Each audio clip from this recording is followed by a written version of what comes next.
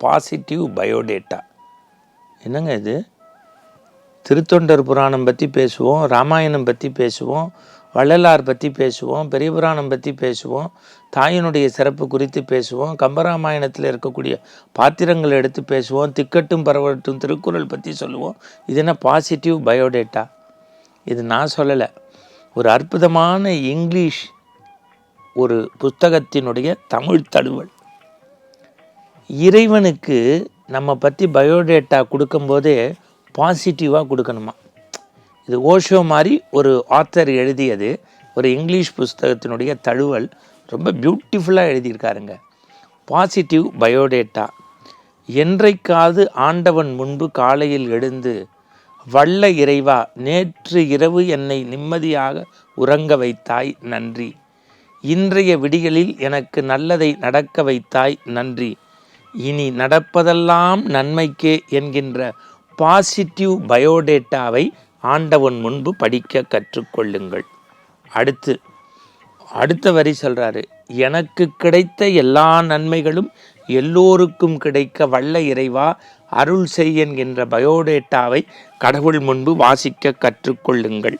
உலகை இயக்கும் வல்ல இறைவா, என்னையும் சேர்த்து இன்று இயக்கு. இதெல்லாம் தானே ஒரு புதிய விடியல்ல பாசிட்டிவ் அப்ரோச்.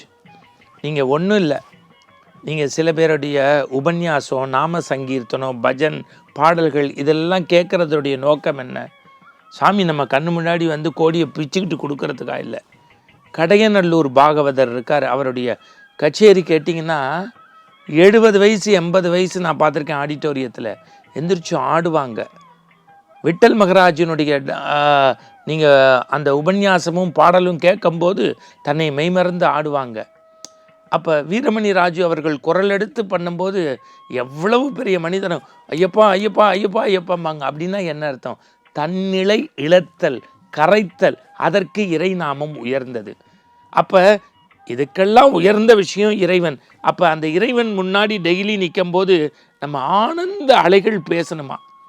அதைத்தான் தமிழ்நாட்டில் ஒரு பெரிய புரட்சியை செய்து, அதுவும் சேலத்துலேருந்து கோயம்புத்தூர் போகிறதுக்குள்ளே பல பெண்கள் வாழ்க்கையில் புத்துணர்வு தந்து, கணவனை இழந்தவர்கள், குடும்பத்தில் கடினப்படுகின்றவர்கள் எல்லாம் இன்றைக்கு தொழிற்சாலைக்குள் வந்து வசதியான வாழ்க்கை வாழ்வதற்கு, சொந்த காலில் நிற்பதற்கு வழிவகுத்தவர் மறந்துடக்கூடாது வேதாத்ரி மகர்ஷி.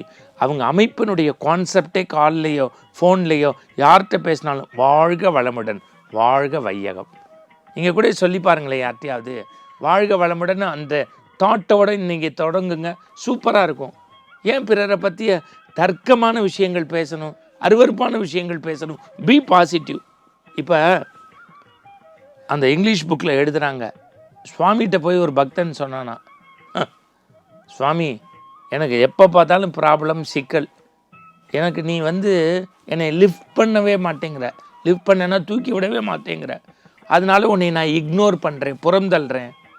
அதுக்கு அந்த வரியில் எழுதுகிறாங்க, ஹாஸ்பிட்டல் போ, இதுக்கான தீர்வு உண்டு, சொல்யூஷன் உண்டு.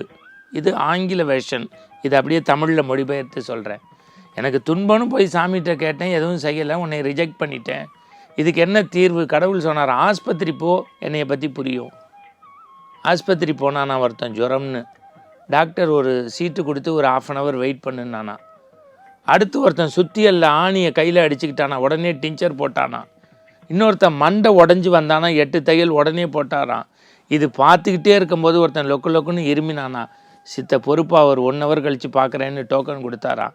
இவ்வளவு நடக்கும்போது ஒருத்தர் ஹார்ட் அட்டாக்னு வந்தாராம். உடனே எல்லாரையும் தள்ளிட்டு ஆப்ரேஷன் தேட்டருக்குள்ளே கொண்டு போய் உடனே பம்ப் பண்ணி பார்த்தாங்களாம். எல்லாத்தையும் பார்க்குறது ஒரே டாக்டர் தான்.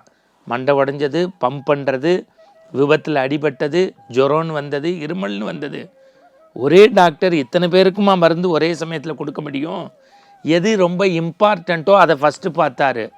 இருமல் வர்றவனுக்கு கொஞ்சம் வெயிட் பண்ணி பிறகு மருந்து கொடுக்கலாம். அது மாதிரி ஒன்றை விட அதிகம் துன்பம் உள்ளவனுக்கு உடனடியாக கையை கொடுத்து லிஃப்ட் பண்ணணும்னு ஃபஸ்ட்டு போயிடுறான் கடவுள். உன்னைய கொஞ்சம் பொறுத்துக்க சொல்கிறான், பின்னாடி வந்து செய்வார்னு.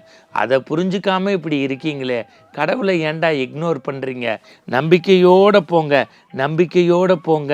சாந்தியும் சமாதானமும் பொறுமையோடு போனால் ஆண்டவன் எல்லாம் அருள் புரிவாங்கிற நம்பிக்கை பயோடேட்டாவை வாசிக்க நாளும் ஆனந்தம் இருக்கும்னு எழுதுகிறாங்க.